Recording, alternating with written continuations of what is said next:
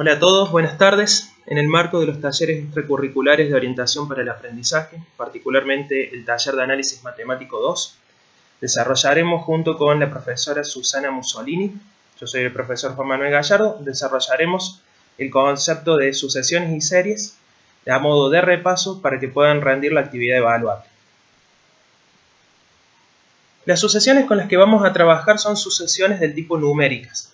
Se considera que una sucesión es numérica cuando es una secuencia ordenada de números uno detrás del otro. Particularmente si tomamos como ejemplo la sucesión de números naturales, la sucesión de números pares, lo que podemos observar es que cada elemento listado entre comas en cada una de las sucesiones que vemos a continuación son términos de esa sucesión. Así, por ejemplo, el primer término de la sucesión de números naturales es el 1, el segundo término es el 2, el tercer término es el 3. Y si uno observa, existe una forma genérica, un término ubicado en una posición n, que se llama término general de la sucesión. Ese término general de la sucesión, en este caso es n, y en el caso de la sucesión de números pares, el término general es 2 por n. ¿Para qué me sirve saber el término general de una sucesión? Justamente el término general de una sucesión da la ley de formación de cada uno de los términos. Es por ello que, si yo digo, ¿cómo se ha generado el segundo término de la sucesión? Simplemente lo que se ha hecho es multiplicar 2 por la posición del término, es decir, multiplicar 2 por 2 para que me dé 4.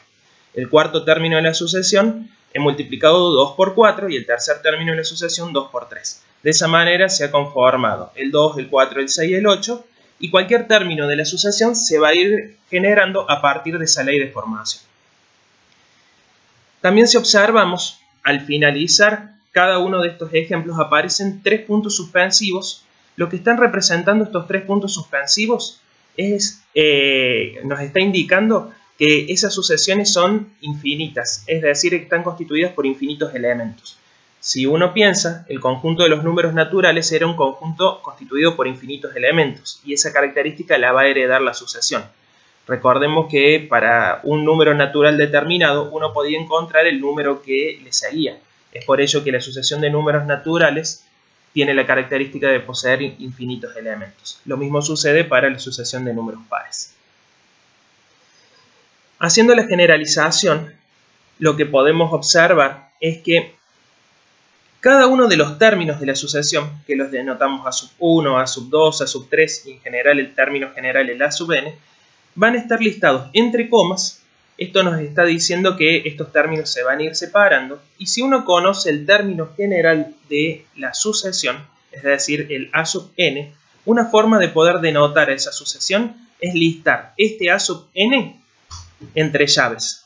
De esta manera, el listarlo entre llaves es una forma de poder representar que esa estructura matemática es una sucesión. A su vez, a sub 1 es el primer término, a sub 2 el segundo, a sub 3 el tercero. Y a sub n es el término ubicado en la posición enésima, que nos da la ley general de formación de todos los términos. Para el caso de la sucesión de números pares, que es uno de los ejemplos que estábamos trabajando, el término general es 2 por n. Y de esta manera, este término general, si nosotros lo listamos entre llaves, estaríamos denotando a la sucesión. Uno tiene que distinguir lo que es escribir solamente 2 por n, que está diciendo es el término enésimo de la sucesión, y diferenciarlo del término enésimo escrito entre llaves. Eso me está diciendo que es toda la sucesión, es decir, la sucesión constituida por los infinitos elementos que ésta posee. Si uno observa, en cada uno de los términos de la sucesión existe un subíndice 1, 2, 3, 4 y el subíndice n, y como son infinitos elementos van a seguir todos los términos posteriores a sub n, donde esos subíndices nos están representando la ubicación que tiene el término en la sucesión en sí. Mientras que el a sub 1 me está diciendo que es el término. Si uno se pone a analizar, lo que hemos trabajado era, por un lado, una posición constituida por el conjunto de números naturales y un término que está relacionado y que depende de la posición en que este término se ubique en la sucesión, que puede asumir cualquier valor real. Es por ello que esta relación que se da entre el conjunto de los números naturales y el conjunto de los números reales da origen a pensar que es una función donde esta función justamente relaciona estos dos conjuntos. Formalmente la sucesión es una función cuyo dominio es el conjunto de los números naturales y cuya imagen es el conjunto de los números reales. La notación ya la hemos visto y dado que es una función también nosotros la podemos representar gráficamente. Representarla gráficamente a partir de pensar la relación que existe entre cada elemento del conjunto de los números naturales con su correspondiente término a sub n se puede representar a través de un par ordenado. Es por ello que todo par ordenado de la forma n a sub n va a ser un punto en el sistema de coordenadas cartesianas que podrá ser representado. Particularmente, siguiendo el ejemplo que veníamos trabajando, la sucesión de números pares podrá ser representado el primer término de la sucesión teniendo en cuenta que la ubicación en la que se sitúa es la primera y que el A sub 1 ha asumido el valor 2. Es por esto que gráficamente el par ordenado 1, 2 sería el primer punto que estaríamos representando. Posteriormente, cuando estamos trabajando el segundo término, el A sub 2 ha asumido el valor 4. Tendríamos el punto 2, 4, el 3, 6, el 4, 8 y el 5, 10.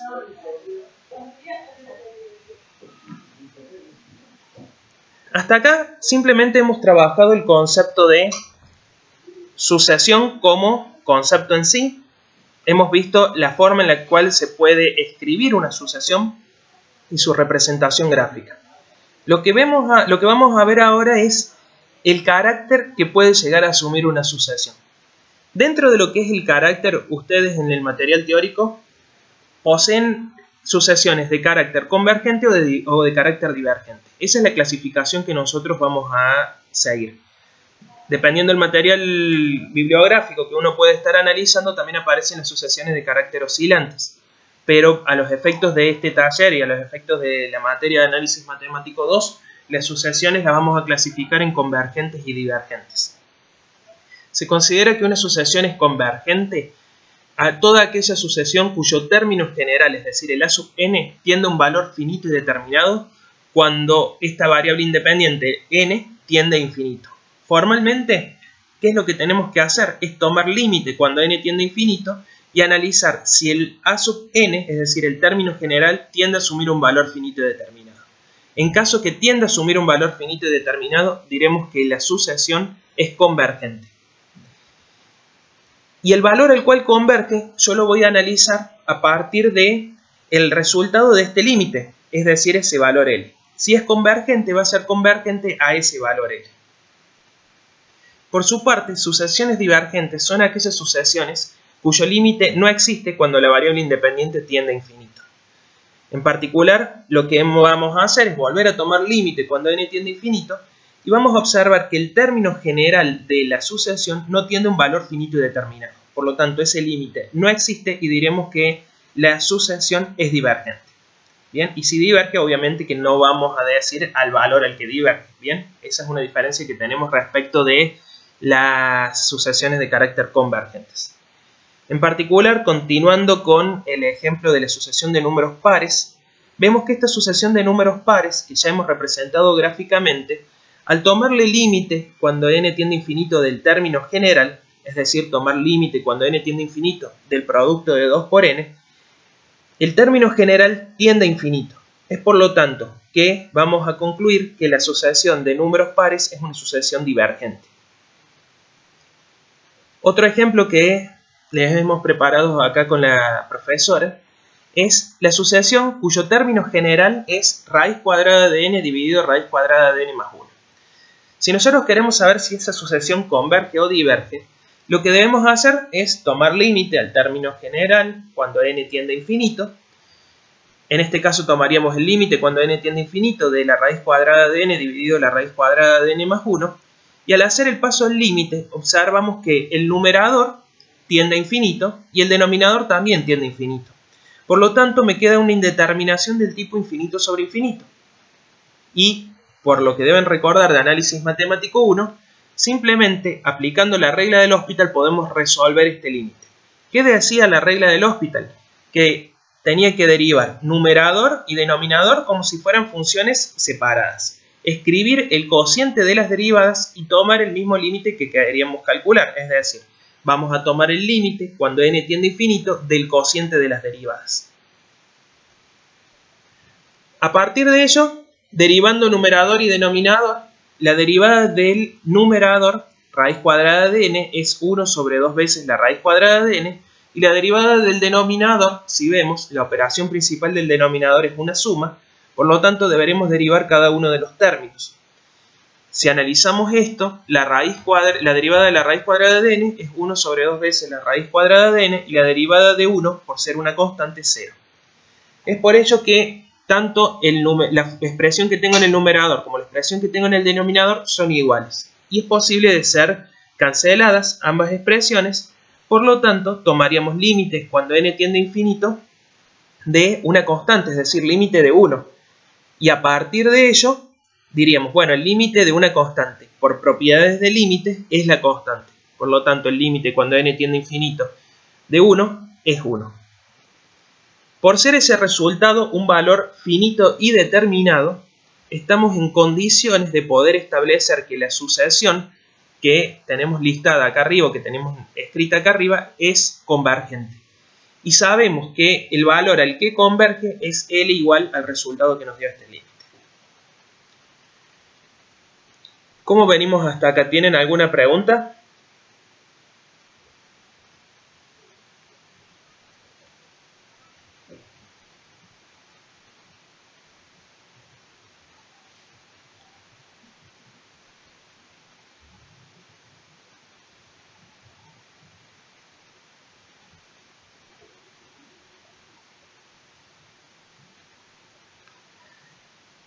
Bueno, si no tienen ninguna pregunta, vamos a continuar con otro criterio, o mejor dicho, un teorema que también se utiliza para poder analizar la convergencia o la divergencia de una sucesión.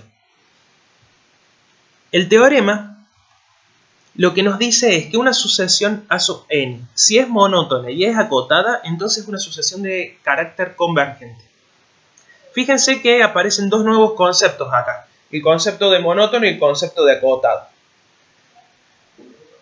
Particularmente, ¿qué es el concepto de monótono? Ustedes en su material teórico tienen dividido la clasificación de una sucesión monótona en monótona creciente y monótona decreciente. Particularmente, ¿qué se entiende por sucesión monótona creciente?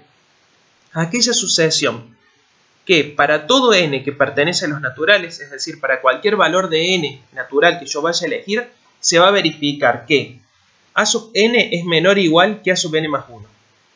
En palabras, esto quiere decir que el término que le sigue al término general, es decir, este es el término que le sigue al término general, fíjense los subíndices, ¿cómo se da la relación? El término que le sigue al término general es mayor o en su defecto el término general es menor o a lo sumo igual al término que le sigue. Fíjense que acá la relación se da de menor y de menor igual. Monótona decreciente es lo contrario. Es para todo n que pertenece a los naturales, el A sub n es mayor o igual que el A sub n más 1. En palabras significa que se verifica que cada término es mayor o igual al término siguiente. Hasta acá nosotros hemos visto solamente la clasificación de sucesiones monótonas. Pero ¿cuándo se dice que una sucesión es monótona? La definición lo que establece es que una sucesión es monótona si lo es creciente o decrecientemente. Es decir, si cumple con alguna de estas dos posibilidades, ser monótona creciente o monótona decreciente. A su vez tenemos la clasificación de ser acotada de la sucesión, que puede ser acotada superiormente o inferiormente. Superiormente significa que existe un número m tal que para todo n que pertenece a los naturales, todos los términos de la sucesión, es decir, todos los A sub n son menores o iguales a este valor m, donde este valor m lo podemos llamar también cota superior. En palabras, obviamente, es que existe un número m tal que no es superado por ninguno de los términos de la sucesión. A lo sumo, algún término puede ser igual a ese valor m, pero también admite la desigualdad de a sub n menor que n. Acotada inferiormente significa lo contrario, que va a existir un valor t, tal que para todo n que pertenece a los naturales, todos los términos de la sucesión son mayores o a lo sumo iguales que este valor t, siendo este valor t la cota inferior. En palabras, justamente es esto, que este valor t es superado por todos los términos de la sucesión, o a lo sumo algún término es igual a ese valor t. ¿Cuándo se dice que entonces una sucesión es acotada? Fíjense acá cómo cambia respecto de la definición de sucesiones monótonas. Se dice que una sucesión es acotada si lo es inferior y superiormente. Esto cambia con respecto a la definición de monótono. Monótono establecía la condición que podía ser creciente o decreciente, mientras que acotado significa que tiene que cumplirse, que tiene una cota inferior y una cota superior. Si no se cumplen la existencia de los dos tipos de cotas, es decir, si no existe una cota inferior o una cota superior, se dice que la sucesión no es acotada.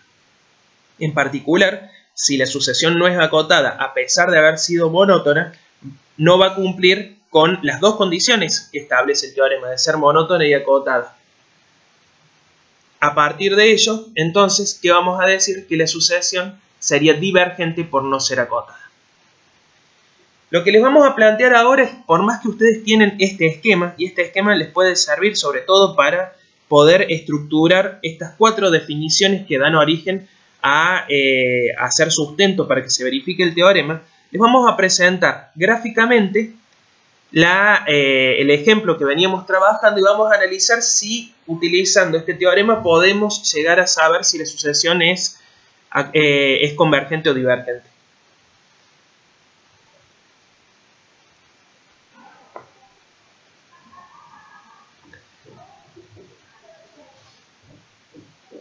Para poder hacer la representación gráfica de una sucesión, si uno observa, simplemente lo que uno tiene que pensar, a ver, el número 4, ¿en qué posición está? 2. ¿Qué valor de n le ha correspondido? El 2. ¿Qué segunda coordenada le va a corresponder al par ordenado? El valor que tenga el término, 4 en este caso. Es a partir de ello que se forma el par ordenado 2, 4.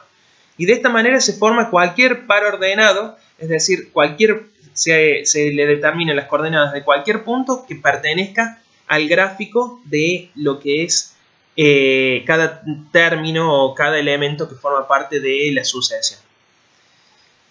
¿Hasta acá estamos, chicos? ¿O quieren que repasemos alguna parte?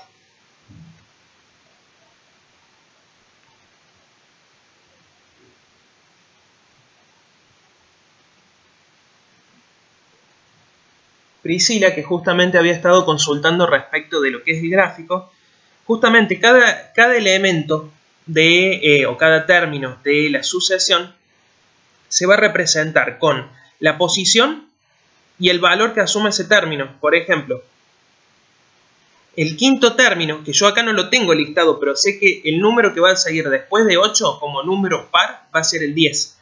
¿Y qué posición va a estar? 1, 2, 3, 4, la quinta posición. De ahí sale el 5, 10. En particular, hemos visto que todo par ordenado se compone como primera coordenada el valor que asume n y como segunda coordenada el a sub n. Es decir, para el quinto par ordenado sería n vale 5 y el a sub 5 es el término que voy a tener que representar, es decir, el 5, 10. De ahí sale este puntito.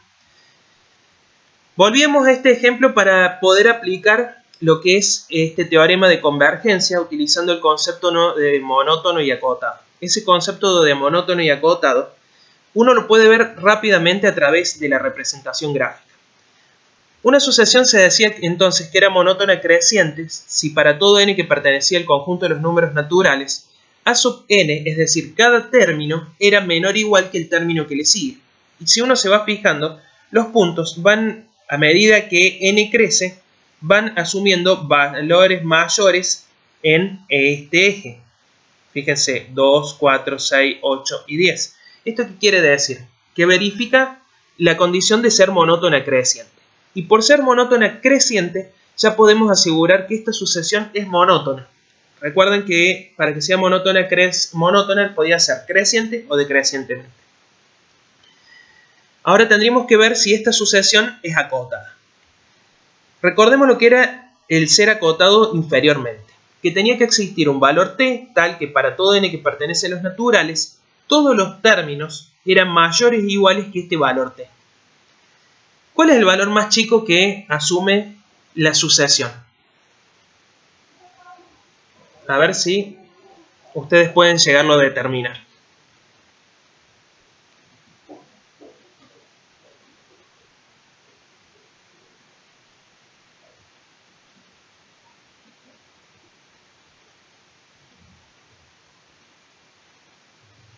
Muy bien, Mayra. Es el número 2. Fíjense, ¿cuál es el valor más chico? Lo leo acá.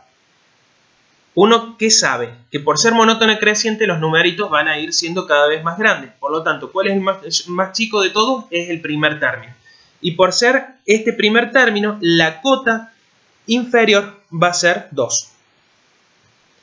Mientras que si yo analizo a ver si esto tiene cota superior, cota inferior sé que tiene y que va a ser 2 ese valor. La cota superior, si uno se pone a analizar, tenía que existir un valor m tal que todos los términos eran menores o iguales a ese valor m.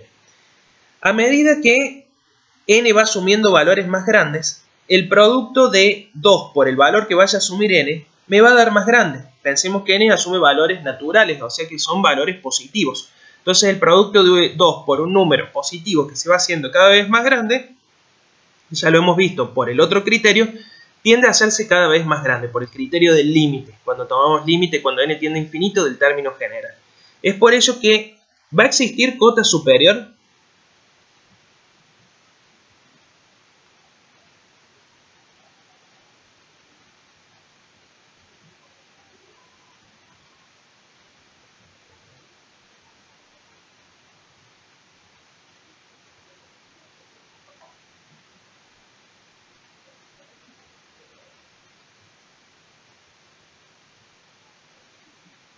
De nuevo Mayra nos vuelve a escribir que no existe porque justamente los puntitos cada vez van a ir asumiendo mayores valores en el eje de ordenadas. Es por ello que no es acotada superiormente. Pensándolo así, al no ser acotada superiormente, ¿la sucesión va a ser acotada?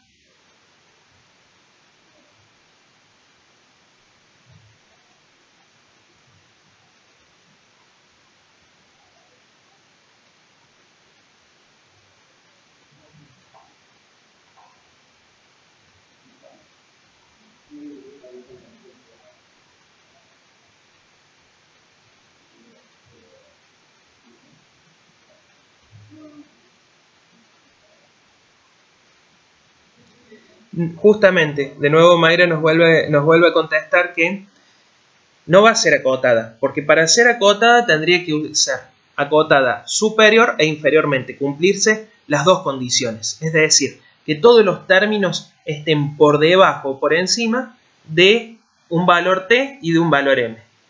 En el caso por encima de t y por debajo de m, para ser acotada. Por lo tanto, lo que se va a concluir es que la sucesión de números pares es una sucesión que es monótona, en este caso es monótona creciente, pero no es acotada. Por lo tanto, es una sucesión de carácter divergente.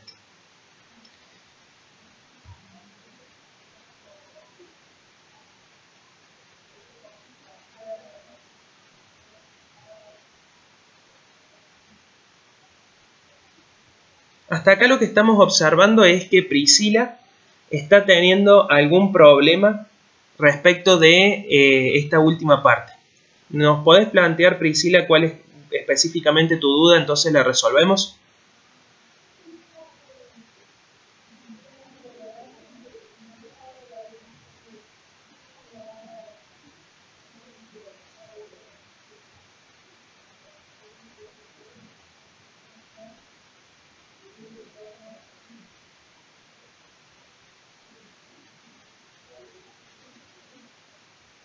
Producto que esta transmisión se está haciendo en vivo, hay un cierto delay de unos segundos entre que nosotros hablamos y ustedes terminan escuchando. Así que se puede llegar a sentir algunos segundos de silencio.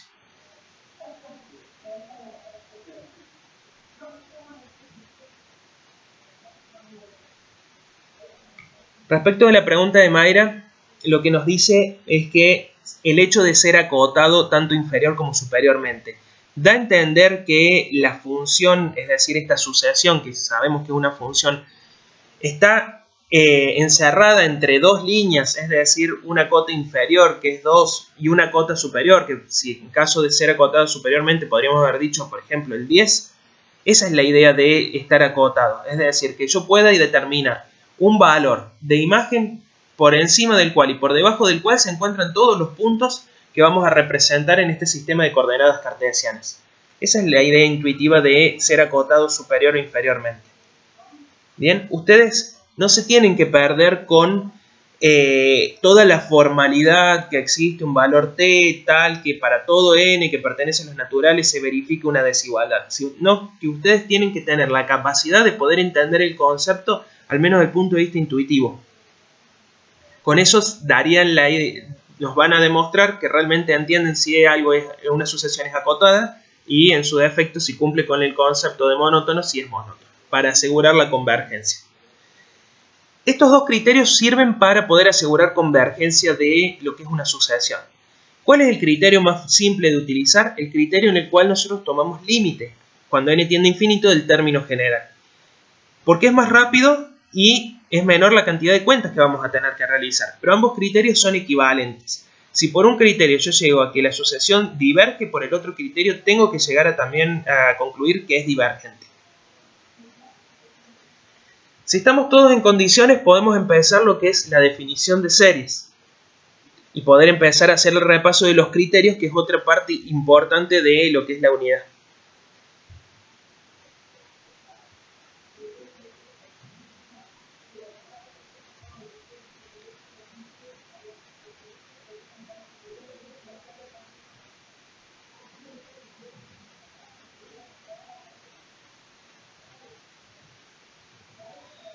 Empecemos entonces con lo que es una serie. La definición que ustedes tienen en el apunte de serie establece que una serie es la suma de los infinitos términos de una sucesión. ¿Esto qué quiere decir? Que si pensamos a todos los términos de la sucesión, el A sub 1, el A sub 2, el A sub 3, y en definitiva toda la suma de esos infinitos términos, esos términos pensados como suma dan origen a lo que es la serie.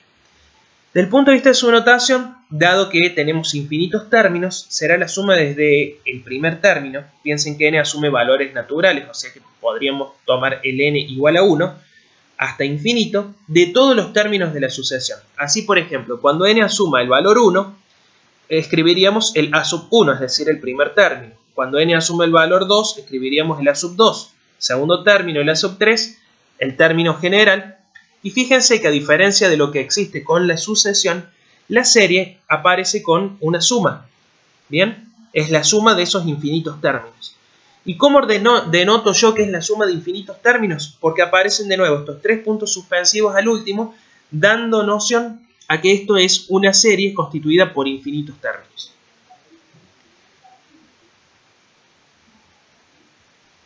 Esta serie constituida por infinitos términos también podemos analizarle el carácter de convergente o divergente. Y acá viene justamente un eje fundamental de la unidad, que es a partir de una serie dada, poder analizar ese carácter. Desde el punto de vista más formal, para poder analizar el carácter de una serie y poder determinar si la misma es convergente o divergente, se usa como herramienta auxiliar una serie llamada sucesión de sumas parciales. Esta sucesión de sumas parciales es una sucesión pensada de la misma manera que veníamos escribiendo la sucesión a sub n, donde aparece, fíjense, un término general listado entre llaves, que es este término general, y aparece el primer término de la sucesión de sumas parciales, el s sub 1, el segundo término de la sucesión de sumas parciales, el s sub 2, el tercer término de sumas parciales, de la sucesión de sumas parciales, que es el s sub 3, y como estábamos pensando en una serie con infinitos elementos, también de nuevo aparecen estos 3 puntos suspensivos. ¿Cómo se van a componer cada uno de los términos de la asociación de sumas parciales? Uno va a sumar tantos términos de la serie como me indique el subíndice del término de la asociación de sumas parciales. Así, por ejemplo, el S sub 1 me dice que debemos tomar el primer término de la asociación de sumas parciales. Perdón, de la serie. Tomamos el primer término de la serie. El S sub 2 me pide tomar los primeros 2 términos de la serie y sumarlos. O sea, es la suma de A sub 1 más A sub 2. El S sub 3 es la suma de los primeros 3 términos de la serie. A sub 1 más A sub 2 más A sub 3. ¿A qué será igual el S sub n?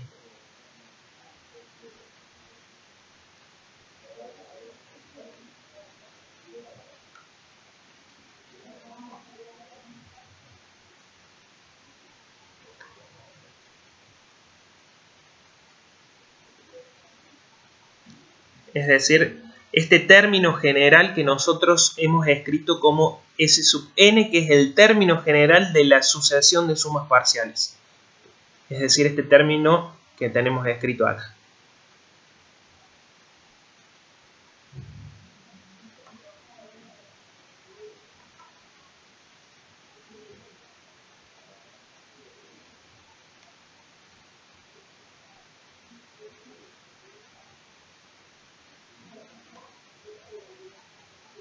A ver si alguien se anima a decirnos a qué sería igual el S sub n.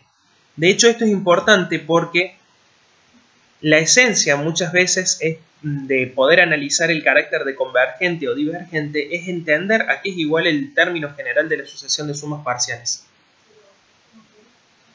La pregunta fue justamente poder decir a qué era igual el S sub n. Si el S sub 1 era igual a A sub 1, el S sub 2 A sub 1 más A sub 2, el S sub 3 A sub 1 más A sub 2 más A sub 3, ¿a qué será igual el S sub n?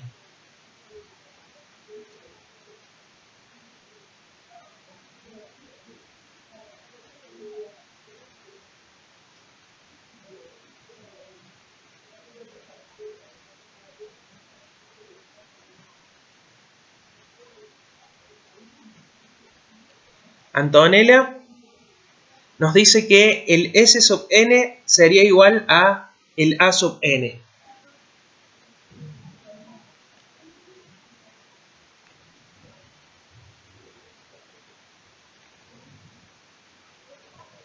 A ver, ¿estaría bien eso? Piensen así, ¿qué hemos hecho nosotros para construir cada uno de los términos de la sucesión de sumas parciales? Dijimos, la S sub 1, que va a ser igual a la suma del primer término solamente, de la serie. El S sub 2, la suma de los primeros 2 términos de la serie. A sub 1 más A sub 2. El S sub 3, la suma de los primeros 3 términos de la serie. ¿A qué será igual el S sub n? Esa fue la pregunta y es una cuestión básica para poder entender el resto de la unidad.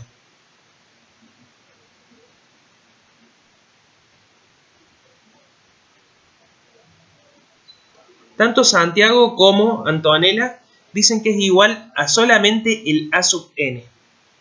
Pero en realidad, fíjense que para construir el S sub 3 no dijimos que era solamente el A sub 3, dijimos que era el A sub 1, el A sub 2 y el A sub 3, los 3 sumados. Por lo tanto, el S sub n va a ser igual a la suma de los primeros n términos de la serie. Piensen así, si n vale 10, ¿yo cuántos términos voy a tener que sumar? Los primeros 10 términos, el A sub 1, el A sub 2, el A sub 3, y toda la suma hasta llegar al A sub 10. El A sub 100 sumaría los primeros 100 términos de la serie hasta llegar hasta el A sub 100. No es solamente el término solo, sino que es toda la suma hasta llegar hasta acá. Formalmente, lo que tendrían que hacer ustedes, fíjense que la diferencia entre escribir la notación de la serie como una serie constituida por infinitos elementos respecto del S sub n radica en eliminar esta última parte, eliminar el más y los 3 puntos que aparecen acá. Y esta cuestión de eliminar, uno cuando dice eliminar, lo que está pensando es que yo ya no voy a tener más una suma de infinitos términos en el S sub n, sino que voy a tener una suma finita. Determinado el valor de n, yo voy a saber cuántos términos tengo que sumar. Y es por ello que, como voy a tener que saber cuántos términos tengo que sumar, en este caso, repito de nuevo, si yo tomara el S sub 11, sumaría los primeros 11 términos, desde el A sub 1, el A sub 2, el A sub 3, más hasta el A sub 11. Y esta suma, vuelvo a repetir, es una suma finita, mientras que la serie es una suma constituida por infinitos elementos. Esa diferencia es muy importante que la tengan en claro al momento de estudiar esta temática. Por ser una sucesión, la sucesión de sumas parciales, le puedo aplicar cualquiera de los dos criterios que hemos visto hace un rato. Tomarle límite al enésimo término para saber si esta sucesión converge, o en su defecto trabajar con el criterio de monótono y acotado. Dado que si se cumple que la sucesión de sumas parciales es monótona y acotada, será una sucesión convergente. El hecho de ser convergente o de divergente, el carácter de la sucesión de sumas parciales, me va a dar una información respecto de la serie. Es decir, me va a estar hablando respecto del carácter que asume la serie.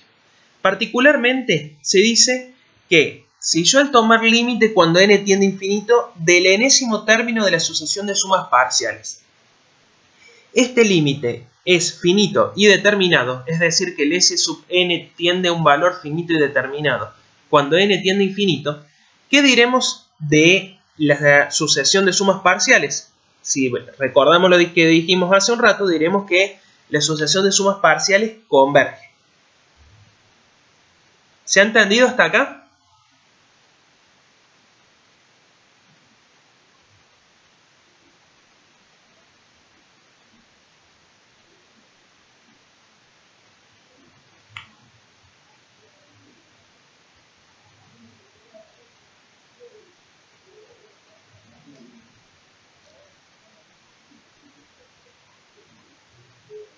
Por ser el límite un valor finito y determinado, decimos que la sucesión de sumas parciales converge.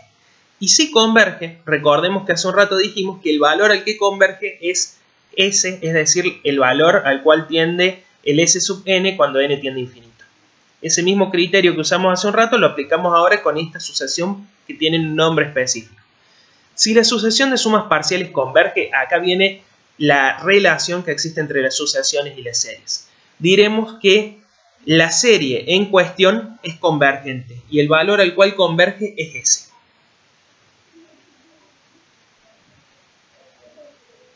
Mientras que, si al tomar límite cuando n tiende a infinito, observamos que S sub n tiende a infinito o este límite no existe, diremos que la sucesión de sumas parciales es divergente. Y por ser divergente, automáticamente concluiremos que la serie también es divergente. Fíjense qué importante esta relación entre sucesión de sumas parciales y series. El carácter de la sucesión de sumas parciales en clasificarlo en convergente o divergente nos asegura el carácter de convergente o de divergente de la serie. ¿Bien? ¿El problema dónde está? Esto sería re simple, ¿sí? Dado una serie, suma desde n igual a 1 hasta infinito, de cualquier término general que ustedes hayan estado trabajando, de cualquier expresión. Si yo logro obtener el término general de la sucesión de sumas parciales y escribirlo como una formulita, tomaría el límite cuando n tiende a infinito a esa expresión y vería si este límite existe o no. Si existe, automáticamente, por implicancia, diremos que la serie converge. Si no existe, la sucesión de sumas parciales diverge y la serie diverge. ¿El problema dónde está? Está justamente en determinar esa expresión para el enésimo término de la sucesión de sumas parciales. Es por ello que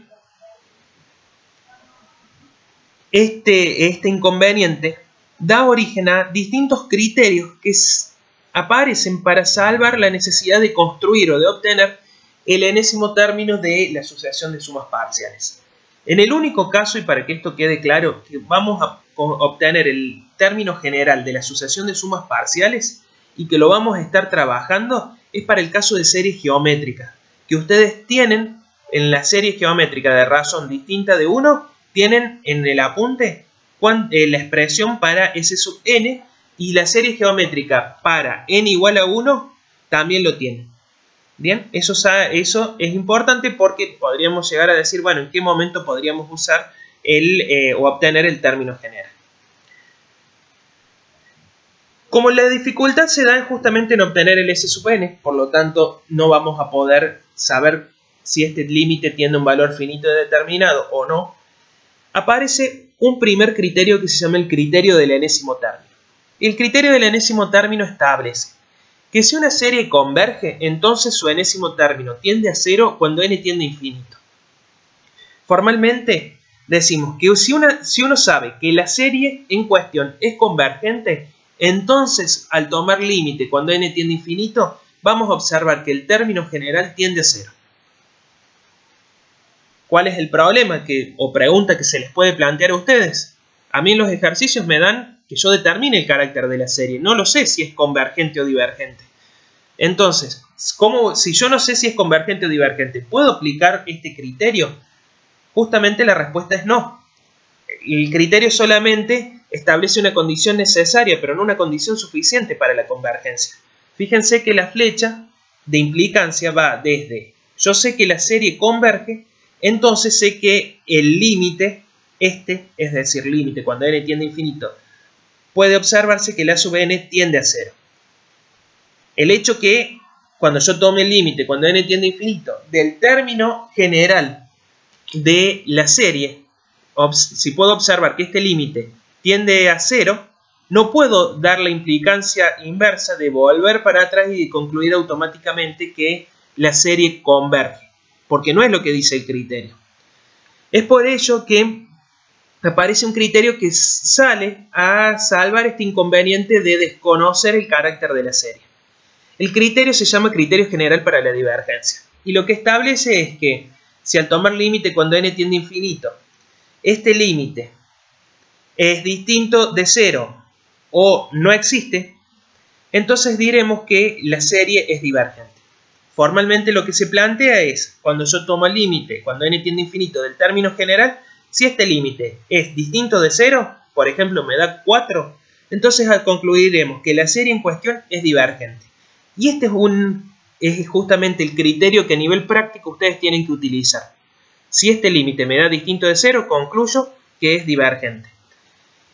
En el caso en cuestión, si nosotros, por ejemplo, les planteamos que determinen el carácter convergente o divergente de una serie y le pedimos que aplique en caso de ser posible el criterio general de la divergencia, nosotros sabemos que el criterio general de la divergencia solamente asegura divergencia, pero no vamos a poder asegurar la convergencia. Es por ello que solamente nos va a servir para saber si la serie es divergente. Para saber si, en caso que este criterio no lo pudiéramos utilizar porque cayéramos justamente en el caso que el límite cuando n tiende a infinito de la sub n es 0, tendríamos que estar aplicando algún otro criterio. Pensemos el caso en cuestión, que es el ejemplo que les hemos preparado. Suma de n igual a 1 hasta infinito del cociente entre 3 por n al cuadrado sobre 7n al cuadrado más 1. Al tomar límite al término general, de nuevo volvemos a ver que se nos presenta una indeterminación del tipo infinito sobre infinito. Por lo tanto vamos a tener que aplicar la regla del L'Hospital. Es decir, derivar el numerador 3 por n al cuadrado y derivar el denominador 7 por n al cuadrado más 1. ¿Quién me dice cuánto es la derivada del numerador?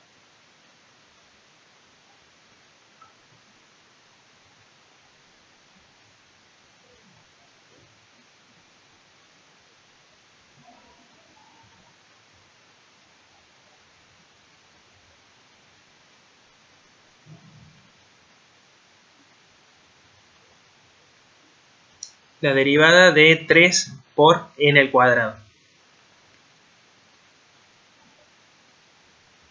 Perfecto, 6n. ¿Y la derivada del denominador 7n al cuadrado más 1?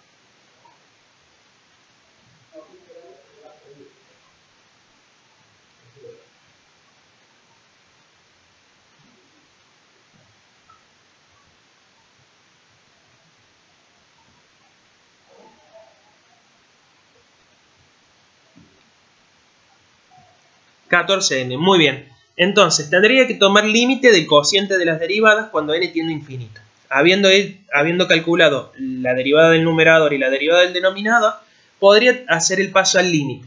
Pero si observo y hago rápidamente el paso al límite, el numerador tiende a infinito y el denominador tiende a infinito.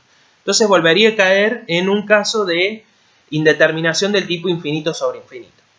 Pero si ustedes recuerdan, nosotros en análisis matemático 1, una vez que aplicábamos la regla del Hospital, les pedíamos que se pregunten: ¿puedo hacer alguna simplificación? ¿Puedo reescribir de alguna otra manera la expresión, este cociente que nos quedaba, a efectos de poder salvar la indeterminación y llegar más rápido al resultado del límite? Esa era la pregunta que uno se tiene que hacer cuando ha hecho, o ha aplicado, mejor dicho, la regla del Hospital en esta primera instancia. En este caso se puede simplificar la n con la n, es decir, simplifico, y el 6 con el 14 también, divido por 2 el numerador y el denominador y me queda 3 y 7. Por lo tanto me queda el límite cuando n tiende a infinito de una constante, 3 séptimos. Aplicando propiedades de límite, una de las propiedades de límite me decía que el límite de una constante era la constante, por lo tanto el resultado de este límite es 3 sobre 7. ¿Cómo es 3 séptimos con respecto a 0? Distinto de 0. Por lo tanto diríamos que la serie suma de n igual a 1 hasta infinito del cociente entre 3n al cuadrado dividido 7n al cuadrado más 1 es una serie divergente. Y lo que hemos aplicado es el criterio general para la divergencia. Ahora contesto justamente una de las consultas que habían hecho. Si este límite me da 0, acá, yo no puedo concluir bajo este criterio, tengo que buscar otro criterio que venga a solucionar el problema del carácter de la serie.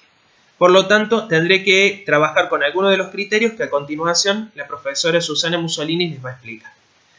Si esto se ha entendido, vamos a continuar con los otros criterios. Les doy un tiempo para que realicen alguna pregunta de esta primera parte.